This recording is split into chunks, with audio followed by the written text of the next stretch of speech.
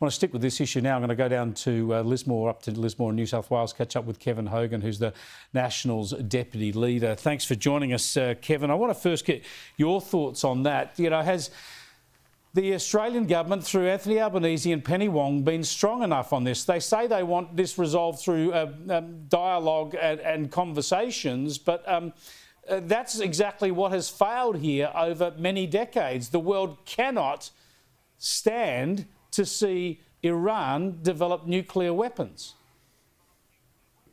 Look, absolutely, Chris. And, of course, we'd like everything to be resolved through dialogue. But, as you've pointed out, has been pointed out earlier, the Iranian government has been supporting Hamas, has been supporting Hezbollah. And, the other people that, besides the Israelis who are under attack, Chris, is the people I feel very sorry for as well are the normal Lebanese people who are dominated by Hezbollah, the normal Iranians who have had an extreme government, and the Palestinians who do not support Hamas. And some people in those countries, many people in those countries, at great risk to their lives, come out in protest against those regimes. And we know the Iranian government has been supporting these terrorist organisations. So I can certainly understand that Israel was very, didn't necessarily believe that talk and dialogue was going to resolve what would have been a very dangerous situation had Iran developed that nuclear weapons.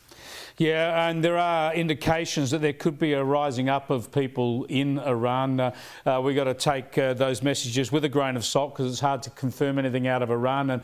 And also, even if there is some sort of a popular revolt against the mullahs who run it, it is a theocracy. People need to understand that. It is run by Islamist leaders. It is not run as a democracy.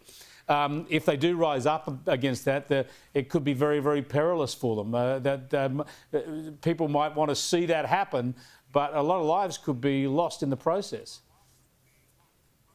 Look, absolutely. And we have seen reports over the last couple of years of this discontent starting to rise. And those people, and those especially women, do that at great, danger and, to their lives. And we've seen reports on that as well. But hopefully, these reports are saying that because of the attacks that have happened, and again, as you said, the Israeli attacks on Iran have been very pinpointed to taking out nuclear facilities and some of these military leaders. And hopefully that does cause more discontent and gives people more strength to uprise against what has been a very oppressive regime. Just briefly on domestic issues and this investment in Australia by Amazon, AI data centres in Sydney and Melbourne, great, couple of thousand jobs. These things need enormous amounts of electricity 24/7. And there's a suggestion we're going to run them on the solar and wind electricity. Should we be sceptical about the ability of these things to be powered properly, given our unreliability issues at the moment? Chris Bowen's got it all handled, Chris.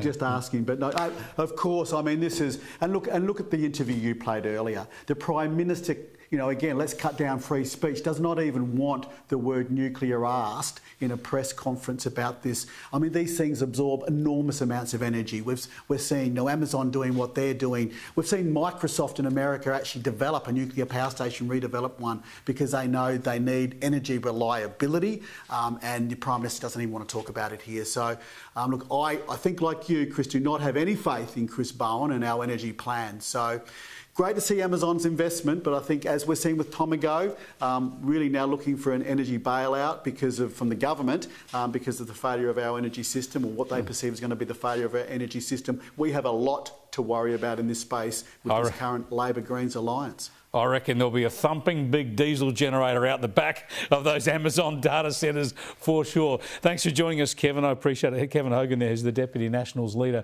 joining us from up there in Lismore.